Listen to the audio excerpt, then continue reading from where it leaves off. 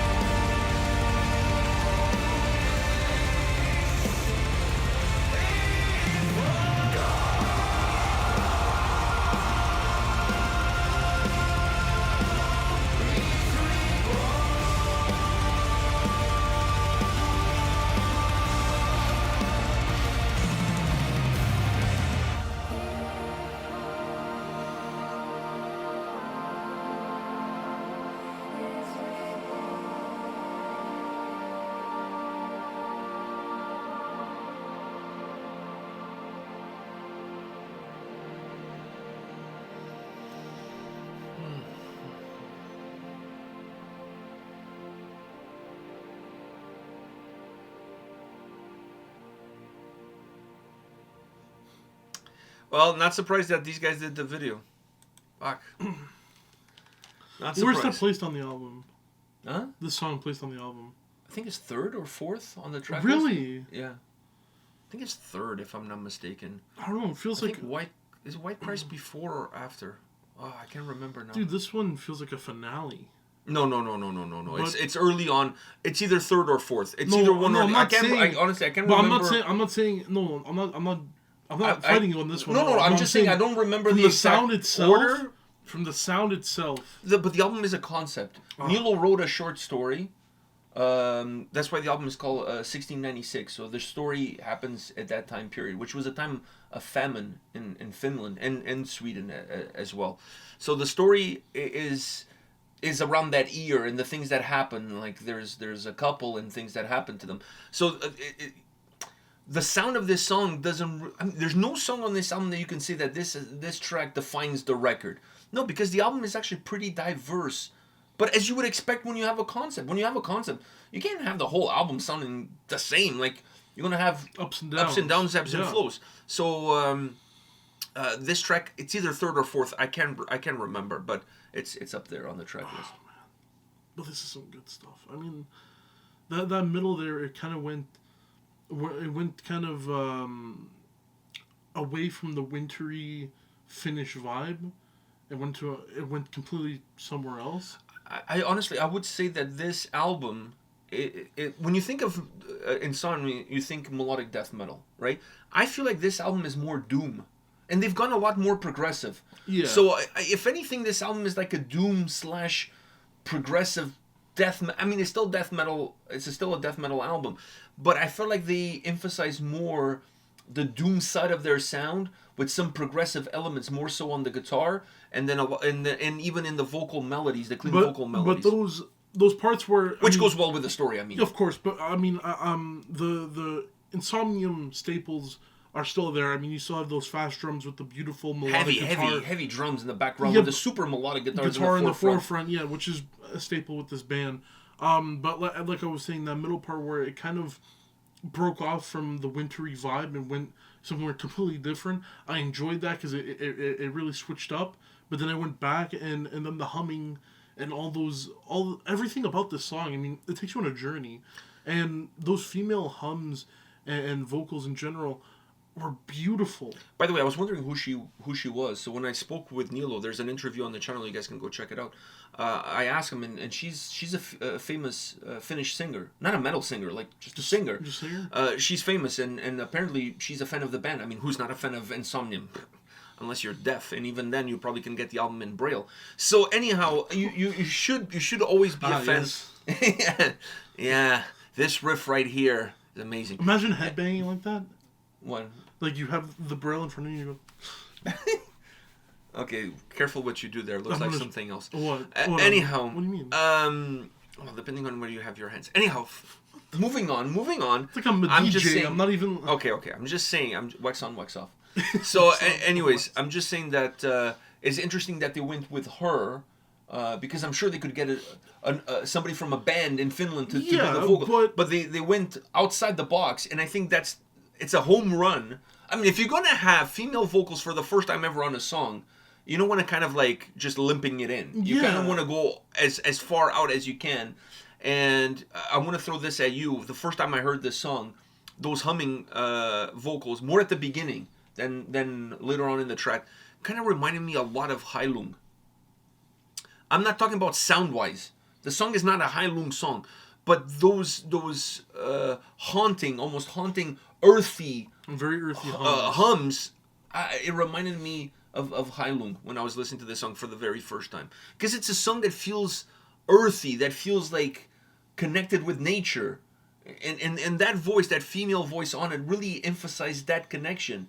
And even the beauty of it, the tonality of it, just really free and warm, like just reminded me of Heilung. I don't know if you agree with that or not, but no, I agree. That's the vibe that he gave me when I first listened to this song. No, I agree. Don't worry. I think they need to do this more. Yeah. No. Not a lot. Otherwise, it loses. I think one song per album. Skip the next album and then do again. No. I think a song like this is something like only one per album where you have those female vocals, and it has to be like this, a long song, and it take you on a journey and add those vocals as just another instrument. I think one per album is enough for me. I can't go on an album without it at this point. Because now after listening to this, I'll feel like if the next album doesn't have at least one song that captures... But don't you feel like now you're kind of repeating the formula? I mean, Not really. One of the things that's cool about it is that the first time that they've ever done it, which I can't believe that it took them this long to do it, but okay, here we are. You don't think so? If it's tastefully done, no, you might be right. But the reason for me why it worked really well is because it's not like she's singing a piece of the verses or she's singing one chorus. No, she's pretty much humming. She starts to sing or spoken word, if you will, more towards the end of the track. Maybe in the next album they'll do one where she actually has a line in the verses. Not necessarily her. It could be somebody else. Okay, but let them peer in a little bit. And then in the album after that, don't do it. And then the album after that, then you go back to where you were as kind of like a formula like that. But do it in ways where it doesn't seem like you are going in that formula.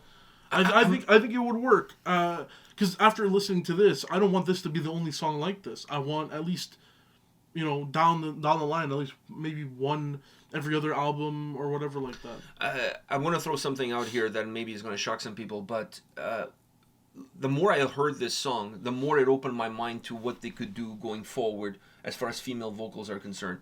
And I was thinking about one of my favorite records by Nick Cave, which is the Murder Ballads. He has a song in that album with Kylie Minogue. And Nick Cave has a very deep, like, it's like he's singing from his... His balls? Well, no, not really, because he's more singing from his prostate or maybe like lower intestine. I mean, he's singing from down there. Okay. So, and I feel like Nilo, one obviously doesn't have the same voice, doesn't have the same range. His harsh vocals are really deep. It's not like he has a screeching performance to his vocal approach. His voice is very deep. And if he slows that down, and you have a vocalist coming in, you could really create not a murder ballad, but a really heartfelt ballad that becomes also a duet, which now that would be really interesting, because this to me is not a duet. It's just a song that features a female vocalist who does like an instrument, who uses her voice as an instrument. Yeah. But if you want to keep pushing the progressive line of Insomnium forward, a duet would be really interesting. And I think taking Nick Cave and taking the Murder Ballads record and taking that song with Kylie Minogue, when you look at how that track is put together, when you look at all the tools of everybody that came to the table when it comes to that song, Insomnium could do something very similar to that, just with their own twist of melodic doom death metal from Finland. And I think it would work. It would be different, it would be unique, it would be evolving their sound and involving the aspect of having a female vocalist on the track. And if I know Insomnium the way I do, they're always looking for what's the next thing, what's the next step, how can we evolve the band, how can we evolve the sound but still keep us connected with who we are. And I think that would be such an interesting approach to take on a future track.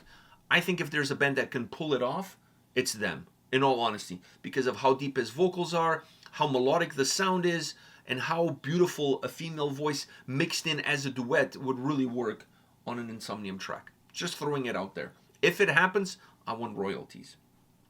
Just saying. I think you're entitled to that. By the way, Nilo is writing a book. Like a novel. A novel? Yeah, he's writing a novel. Interesting. I'm actually excited about that. Yeah. I'm actually excited about that. I don't think that guy's ever done anything that's not good. That's true. But he does look like the mysterious writer type. Oh, yeah. You wouldn't tell it, but when you read his book, there's so much there that it brings you to a tear. Yes, I kind of agree with you on that. I think he's just an artiste. Yeah.